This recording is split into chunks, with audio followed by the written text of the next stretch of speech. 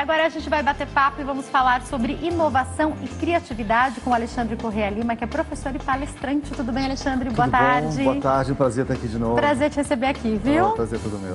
Alexandre, hoje falando sobre um assunto importante que tem a ver, inclusive, com a realidade de muitas pessoas. Pensando no momento que o mercado de trabalho vive, eu conheço muita gente que está utilizando o que é hobby para a profissão e também o contrário, muitas pessoas que já faziam algo que amavam e que têm se destacado. Quando a gente fala especificamente sobre artesanato, ele pode sim ser a renda de uma família hoje? O que você percebe? Sem dúvida alguma, né? O artesanato, ele traz uma série de benefícios para quem o pratica, né? Afinal de contas, ele é uma manifestação de arte também.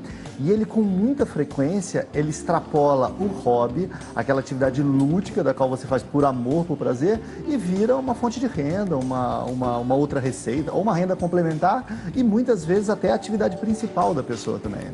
E aí eu queria entender o que faz algumas pessoas se destacarem tanto mais do que outras. Existem várias pessoas que fazem trabalhos em madeira, várias pessoas que fazem trabalhos com sabonete, existem várias pessoas que fazem trabalho com cartonagem e daí sempre tem uma ou outra, pensando até em Brasil, em redes sociais, que a gente percebe que, bum, se destaca.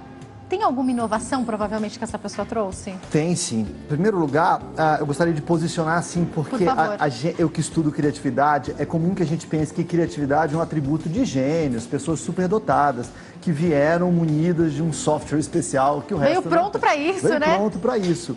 E todos os estudos mostram que não é isso. Tem um pintor famoso, o Pablo Picasso, e ele tem uma frase que eu gosto muito. Ele diz assim: toda criança já nasce artista. Se a gente for pensar, toda criança é artista. O problema é que ela deixa de ser artista à medida que os anos vão passando. Se você for olhar qualquer criança, eu tenho 2 filhos ainda pequenos, eles são cantores, artistas, palhaços, escritores, criam histórias e com o tempo a gente vai se encaixotando. Então, eu acho que a criatividade não é um atributo dos gênios. Agora, quando você diz que alguns artesãos se destacam mais do que outros, aqui entra um outro fator que é o seguinte: a atividade, quando você usa isso como uma atividade profissional, você precisa reunir um elenco de habilidades que vão além da habilidade artística. A habilidade de se vender, de comercializar seus produtos, de oferecer o que o mercado quer, de aparecer, de fazer seu marketing. Então, independente da qualidade artística ou artesanal que aquela pessoa possa ter, muitas vezes o que influencia são outras habilidades que esses artesãos têm, que são habilidades no campo comercial, habilidade de saber vender o próprio peixe. Às vezes fazem artes muito bonitas, mas não se mostram para o mundo, né? Então, muitas vezes esse sucesso está atrelado a outros tipos de aptidões. Você está falando isso e me faz... de fazer essa próxima pergunta, que eu acho que é muito importante, que é algo facilmente perceptível, porque nem todo mundo que é muito bom em alguma coisa dá certo quando começa a vender isso ou abre uma pequena empresa. Às vezes a pessoa se atola em dívidas e você fala, poxa, o produto dela era bom, mas ela não soube o que fazer com esse produto. Então, é dessas questões que você fala pra gente, não é? Exatamente. Eu diria assim, eu acho que a gente já nasce com alguns dons muito especiais. A gente tem, na nossa essência, algumas coisas em que a gente é realmente bom, né? Por exemplo, eu sempre gostei de jogar futebol, eu sempre fui ruim em futebol, não funcionava muito comigo. E a gente precisa descobrir qual é a nossa essência e às vezes para você tocar um negócio, você precisa de um conjunto de habilidades das quais você não maneja muito bem.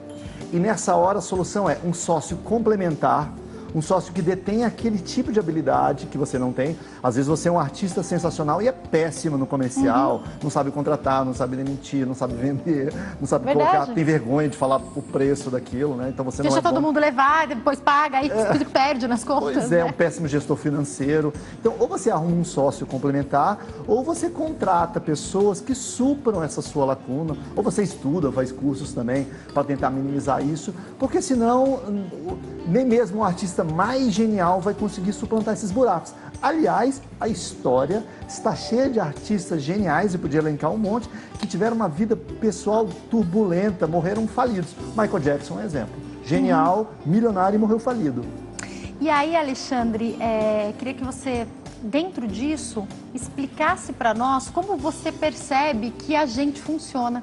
Porque eu conheço muitas pessoas que quando alguém da família, alguém, um amigo, alguém de fora está vendo que apesar dela ser extremamente criativa, ela não está sabendo focar com essa criatividade, a pessoa fica brava, não quer ouvir. É importante, apesar de ser muito criativo, ouvir os outros, talvez fazer cursos, ouvir conselhos? Claro, evidente, né? Porque às vezes você tem aquela habilidade, mas se você quer comercializar isso, a opinião mais importante não é a sua, é de quem vai comprar isso, né? Então, e às vezes pessoas externas conseguem enxergar aquilo que eu não consigo enxergar, né? Então a crítica, quando ela é bem intencionada, quando ela é construtiva, ela pode ajudar muito o artista a ele enxergar uma faceta, um ângulo que quem está ali dentro não enxerga, não vê.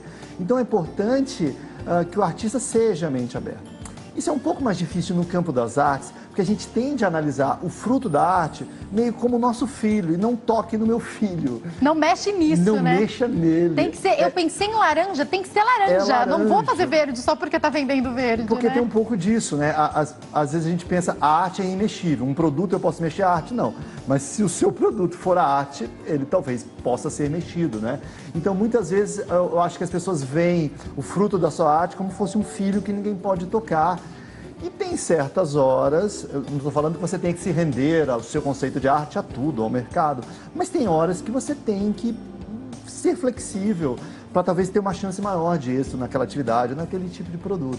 E aí, Alexandre, quando a gente descobre sobre a gente, eu queria falar um pouco com você sobre o autoconhecimento e quanto ele é importante mesmo para quem trabalha com arte ou com criatividade. Você falou uma coisa que é importante, é a gente entender no que a gente é bom. A gente pode gostar de coisas que a gente não é muito bom. Artesanato é uma coisa que eu amo. Eu apresento esse programa há quase 12 anos, então eu recebo artesãs aqui há muitos anos. E quando precisa fazer alguma coisa, outro dia minha cunhada estava fazendo a festinha do meu sobrinho. E eu falei, não é assim que monta, você precisa fazer assim, assim, assim. Só que eu não consigo fazer, eu não tenho a capacidade de eu costurar, de eu fazer. Mas eu consegui falar pra ela, que tem habilidade artesanal, qual era o tipo de tecido que ela tinha que comprar, com o que ela tinha que encher, o que tinha que estar na frente, o que tinha que estar atrás. Vira e mexe, o meu sogro, que é artesão, também pergunta, Jaque, o que eu uso pra isso aqui? Ah, aí é a cola tal, aí é o tecido tal. Eu sei isso, mas eu não tenho a habilidade. Então, entender onde cada um se encaixa mesmo, seja dentro da arte ou da sua profissão, é muito importante, não é, Alexandre? Muito importante. Eu diria duas coisas. Em primeiro lugar, a gente tem esse elenco de coisas que a gente já nasce com uma certa aptidão, e independente de você ser um artesão ou você ser um engenheiro, um médico, é fundamental que você descubra qual é o seu propósito de vida. Acho que uma das coisas mais tristes e que as outras gerações talvez tenham tolerado, talvez como uma consequência inevitável, a vida assim mesmo é dura, pessoas que às vezes escolheram uma profissão que não é a melhor para elas. Isso é difícil porque a gente tem que escolher o que você vai ser quando crescer. Quando a gente tem 16, 17 anos, a gente é uma bomba de hormônio. Verdade. A gente não sabe o que a gente quer da vida e as pessoas permaneciam naquela profissão, feito escravos, infelizes, né, não dando o melhor de si, mas achavam que era um vaticínio imutável. Eu escolhi isso, eu tenho que seguir como um escravo que arrasta correntes até o final. E eu diria que o mercado hoje exige que a gente dê o melhor da gente, e dê o melhor assim, não os nossos braços, só as mãos, mas a nossa alma, o nosso coração. E a gente só pode dar o melhor da gente se a gente estiver feliz. E a gente só é feliz se a gente estiver fazendo a nossa essência. Se a gente vai fazer uma coisa que vai contra a gente, não há dinheiro no mundo que pague uma vida na qual você não foi você. Verdade. Entendeu? Então você tem que achar a sua essência. Se você achar a sua essência, você vai fazer aquilo muito melhor, você vai se desempenhar e, por consequência, você vai acabar dando certo, as pessoas vão pedir seu serviço, você vai até ganhar dinheiro. Mas você vai até ganhar dinheiro, vai até né? ganhar dinheiro. Eu queria entender também, dentro do que é arte, o quanto a gente traz uma bagagem cultural, desde a nossa família até o local em que a gente está inserido. Porque quando a gente pensa em Brasil, e eu já fui para alguns locais aqui do país, e eu sempre tenho curiosidade de visitar a feira de artesanato aonde eu estiver. E eu me lembro que eu vi no Nordeste, até mesmo no Sul, trabalhos muito específicos do que são de cada região, até mesmo da matéria-prima que cada região tem. Quando a gente pensa em mundo, isso acontece? Dá para ser criativo mesmo em meio a uma cultura que predomina? Claro. Olha, em primeiro lugar, assim, o Brasil é tão grande eu digo sempre que dentro do Brasil tem um monte de Brasis, né? Tem um monte de país dentro do Brasil. Então, a arte do Sul é diferente da arte do Centro-Oeste. O Nordeste, né, eles têm toda uma cultura do couro, da renda. Eu estou indo hoje para Manaus, né? Uma cidade que eu gosto muito. E lá eles têm uma cultura amazônica, indígena, uso de esquema de peixe, pena de aves, enfim. Então, cada local ele reflete sua peculiaridade, sua ecologia, quais são os materiais que estão disponíveis para aquela cultura. É por isso que o artesanato, ele é não só uma manifestação de arte, mas ele é também uma manifestação cultural, do folclore, da cultura daquela localidade. E no mundo isso acontece, né? Eu estive recentemente na Rússia e lá eles têm aquelas bonecas de madeira, as matrióticas, né? Vai colocando uma dentro da outra. Em qualquer país que você for, eles têm suas manifestações próprias. Isso é uma forma de você manter a cultura daquele local viva. Tanto que quando a gente volta de viagem, as pessoas querem muitas vezes receber um presente típico daquele local. Tem que ter algo de lá, né? Uma lembrancinha de lá, né? Lá, que seja inequívoca de lá. Eu vou te deixar uma pergunta para daqui a pouco, que é fundamental, que é: como é que a gente ganha dinheiro com isso tudo? Você me explica daqui a pouco se tem uma receitinha para conseguir ganhar dinheiro, seja lá com qual for a sua área de atuação na qual você está sendo criativo ou não. Mas agora... Nosso programa tá de volta. Deixa eu mostrar para vocês o baú. Deixa eu perguntar uma coisa. Eu estou recebendo hoje o Alexandre Correia Lima, que é professor e palestrante, está falando com a gente sobre inovação e criatividade. Você chegou a ver o que a gente colocou ali dentro, Alexandre? Você não viu, né? Não vi. O que você acha que tem no baú? É alguma coisa de cozinha? De cozinha? É. Kit de utensílios? Será? Fica a dica pra você ligar. Depois eu conto pra você no break o que tem. 0 operadora 11 3337 5886. Liga pra participar ou nas nossas redes sociais, no meu Insta, na minha fanpage, ou no Insta e na fanpage do nosso programa, tá? A gente espera vocês em todas essas redes sociais para que você possa participar. Eu volto agora a bater papo com o Alexandre com uma pergunta que não quer calar. Alexandre, pessoa muito criativa, pessoa muito inovadora. Como é que faz para ganhar dinheiro com isso aí? Tem a receitinha de bolo? Perguntinha mais difícil essa sua? Todo mundo te pergunta Todo mundo isso, quer. não? Como é que eu faço para ganhar dinheiro? Que não seja Mega Sena. Não é? Não é? Olha, basicamente, a gente ganha dinheiro toda vez que a gente resolve o problema de alguém. Então, qualquer profissão do mundo, ela é remunerada porque a gente resolve, ou deveria resolver, o problema de alguém. E se você não resolve esse problema, cedo ou tarde, você fica obsoleto ou você é demitido, né? Então, a gente ganha dinheiro quando a gente resolve o problema de alguém. Como a pauta aqui é artesanato, eu diria, qual é o tipo de problema que o seu artesanato resolve? As pessoas não compram artesanato, elas compram uma casa mais bonita, elas compram a lembrancinha de um local típico que ela foi no Nordeste, para um parente, para uma pessoa especial. Então, uma funcionalidade, muitas vezes o artesanato tem uma funcionalidade, né? Tem uma coisa funcional. Então, qual é o problema que o seu produto resolve? A segunda, que talvez seja a mais importante, com muita frequência, com desconfortável frequência, eu vejo pessoas que são ótimos artesãos, mas eles pecam muito na parte comercial. Eles não sabem, são maus empresários, são ótimos artesãos, mas não são bons do tipo de empresário. Então, as pessoas sabem que o seu produto existe, esse produto está bem formatado, você coloca ele no local onde tem muito fluxo de pessoas. Eu vou só englobar. Eu sei que o nosso tema principal é artesanato, porque a gente faz muito aqui, mas a gente tem muita gente assistindo que faz bolo, que faz doce, que começou a fazer alguma coisa diferente, não é? Nesse ramo alimentício também. E eu vejo a mesma coisa. Às vezes eu entro na página do Facebook da pessoa e eu não acredito, dá vontade de dar um toque e falar: o seu produto é delicioso, mas não condiz com a sua página, ou com o seu canal, ou até mesmo com o seu site, não é verdade? Exatamente. Então, eu vejo que às vezes essa faceta administrativa, comercial, falta, é meio né? atrofiada, né? Então, às vezes, é uma pessoa super criativa, faz aquele produto muito bom e só. Isso não basta, as pessoas não vão correr atrás de você, ficar garimpando onde você está, se você não se divulgar. Então, eu acho que existe uma outra liçãozinha de casa, que é a lição de fazer seu marketing, de colocar seus produtos disponíveis, de ter um lado comercial que complementa essa atividade de ganhar dinheiro. Isso deve estar bastante presente também nas redes sociais. Eu vou te explicar até porque eu faço essa pergunta, Alexandre. Eu tenho muitas artesãs que vêm aqui que fazem, principalmente quando o trabalho é de costura, elas sempre dão a dica: coloca a sua etiqueta. Dependendo da arte, coloca a sua assinatura, para que a pessoa possa te encontrar. Ou se de repente alguém olha e fala: nossa, que linda essa carteira, onde você comprou?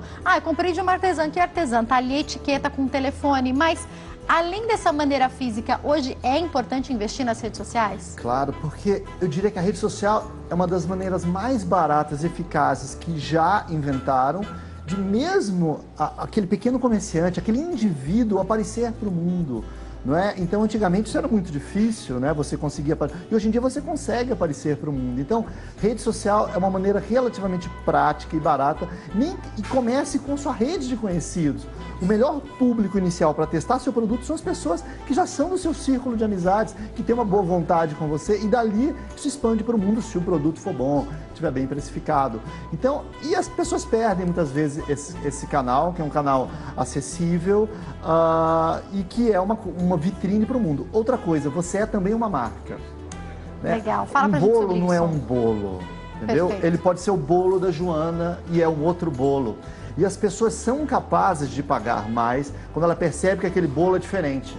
Se a Joana criar uma fama que ela tem o melhor bolo da cidade, ou da região, ou do Brasil, as pessoas vão atrás não de um bolo qualquer, do bolo da Joana. E a Joana poderá, inclusive, cobrar mais por esse bolo, porque mais gente quer esse bolo e mais gente reconhece como um bolo realmente gostoso. Então, você é uma marca também. Cuide bem da sua marca. E aí, Alexandre, eu vou te fazer agora uma pergunta dentro da inovação. Eu vou citar algo que eu sei que a minha artesã que está aqui hoje, que é a Mônica, já fez. Depois eu vou perguntar para ela. Mas eu quero te explicar e queria que você falasse sobre isso, que eu acho que tem muito a ver com inovação. Por muito tempo, eu vi a Mônica tendo como carro-chefe as próprias aulas, mas vender as peças. E daqui a pouco eu vejo ela fazendo workshop, eu vejo ela disponibilizando o material, investindo um pouco mais nas redes sociais e no canal. E conversando com ela, ela me explicou que chegou um momento que as peças já não vendiam tanto. E ela falou, dentro daquilo que eu faço, o que eu vou fazer se o mercado, as pessoas estão sem dinheiro? Eu vou continuar levando a minha arte de alguma maneira. E eu percebi que o workshop foi o X da questão para ela dentro disso. Então, mesmo dentro daquilo que você ama fazer e que está dando certo, talvez em algum momento exija inovação, não é? Sem dúvida alguma. Eu diria o seguinte, a gente vive num mundo que tudo está mudando tão rápido, que um dos principais diferenciais nossos será a capacidade de se reinventar. Todo dia a gente tem que ser capaz de se reinventar, arrumar um jeito novo de fazer o que a gente sempre fez. E o que ela fez é muito bacana. Eu diria, se você tem aquela habilidade, uma habilidade artística, essa habilidade não necessariamente ela só se manifesta naquele produto físico, ela pode se manifestar você ensinando outras pessoas a fazerem. E aí muda o foco, porque a pessoa pensa, ao invés de gastar dinheiro naquela peça, eu estou investindo no que pode vir a se tornar uma atividade profissional para mim também. Ela pode fazer e-books, vídeos promocionais, cursos, dar assessorias.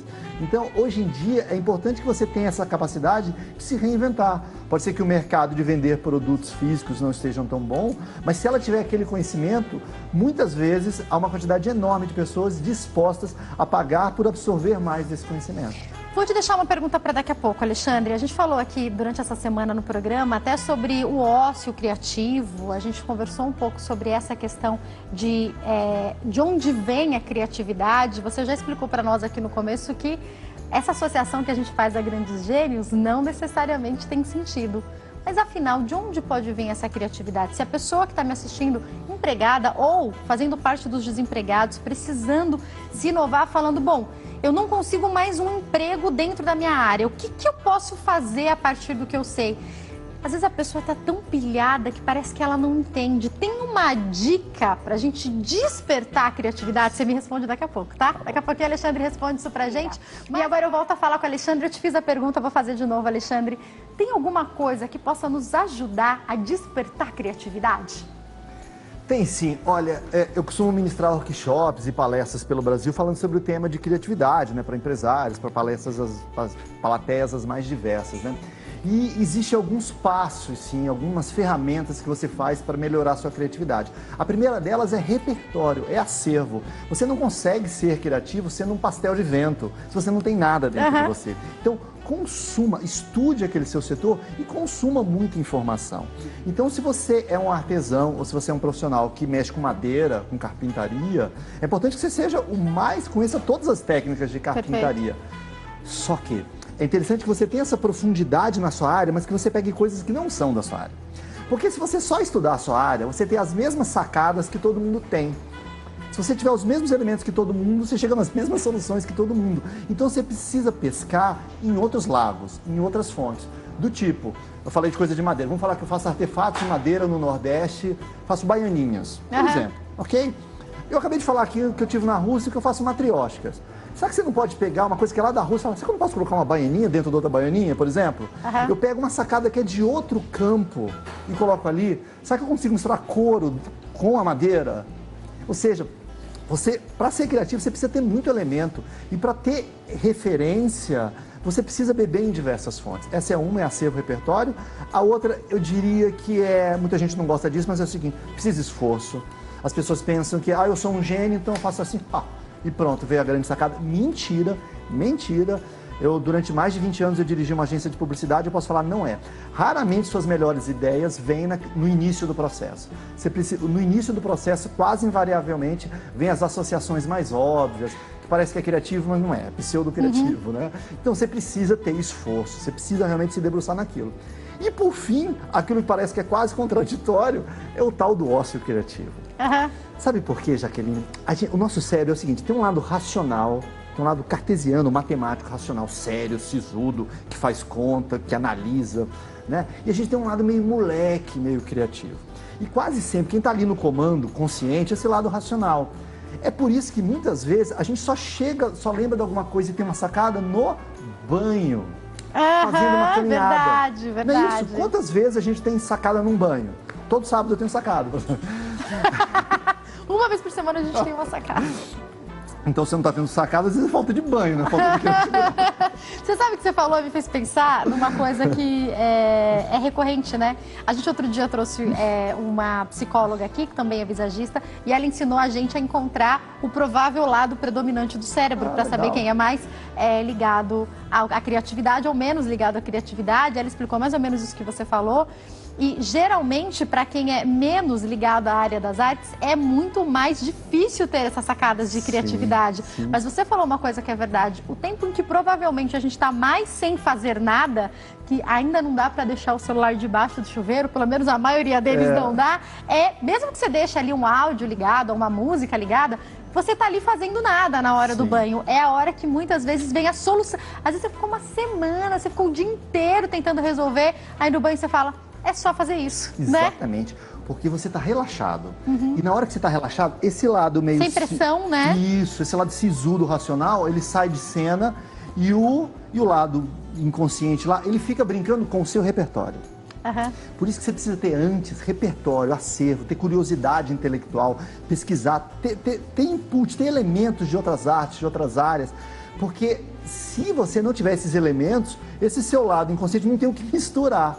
Ele não tem, é como você fazer um prato sem você ter ingrediente para fazer esse prato. Então, você precisa ter uma dispensa lá com ingredientes, entendeu? E depois seu lado moleque, criativo, durante esse ócio criativo, que é diferente de vagabundagem, de não fazer nada, é dar o espaço, tirar a pressão do seu lado inconsciente, que ele vai fazer a mágica de misturar as diferentes paletas de cores e chegar num quadro super bonito. Quanto tempo é importante dessa pausa? Isso muda de pessoa para pessoa?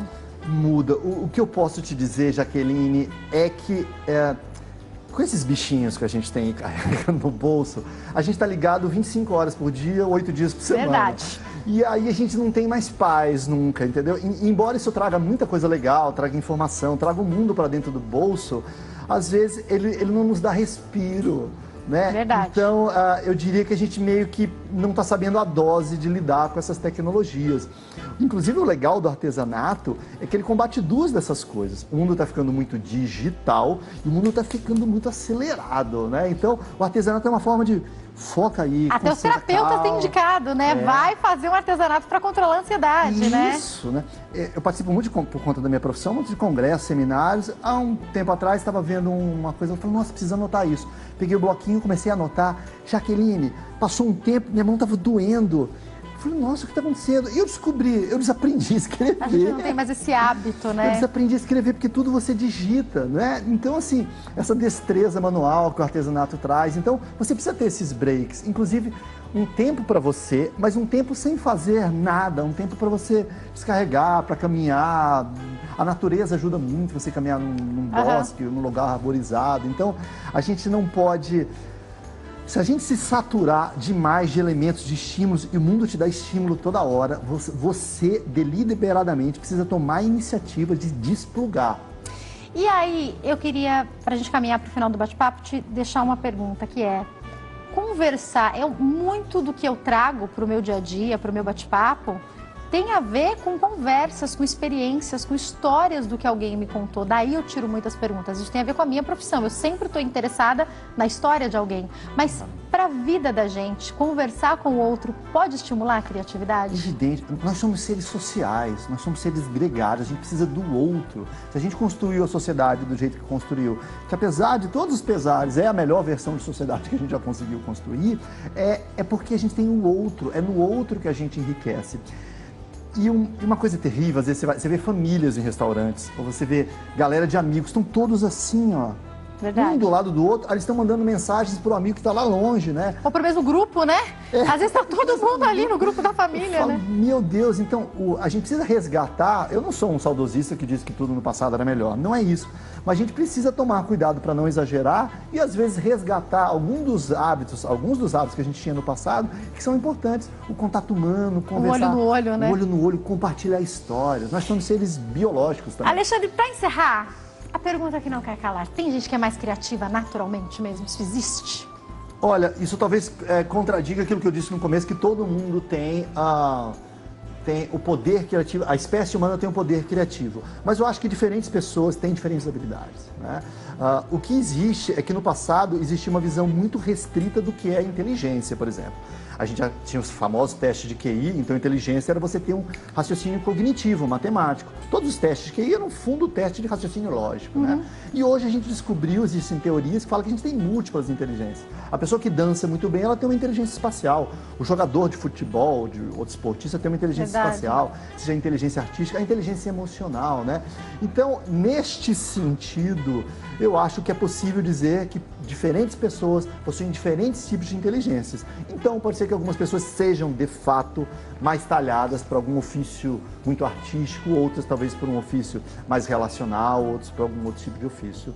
E cada um pode ser criativo dentro da sua área, né? Exatamente. O fato de você ser um advogado não significa que você não possa ser criativo dentro da sua área de atuação, por exemplo. Alexandre, prazer te receber aqui novamente. Prazer foi todo meu. Quem quiser entrar em contato, o site www.revolução prateada. Esse é um portal que eu criei que fala da revolução da longevidade no mundo, né? Que é uma tendência que o mundo vem passando. Então, esse é um portal que eu criei para falar especificamente. Muito criativo, gostei. www.revoluçãoprateada.com.br e tem o e-mail dele que é contato@alexandrecorrealima.com.br. Volte mais vezes, Alexandre. Obrigada. Já a gente vai lá colocar a mão na massa. Vou te convidar para assistir também, que a gente vai aprender a fazer o nosso artesanato de hoje daqui a pouquinho. Mas antes tem dica do Shopping do Povo.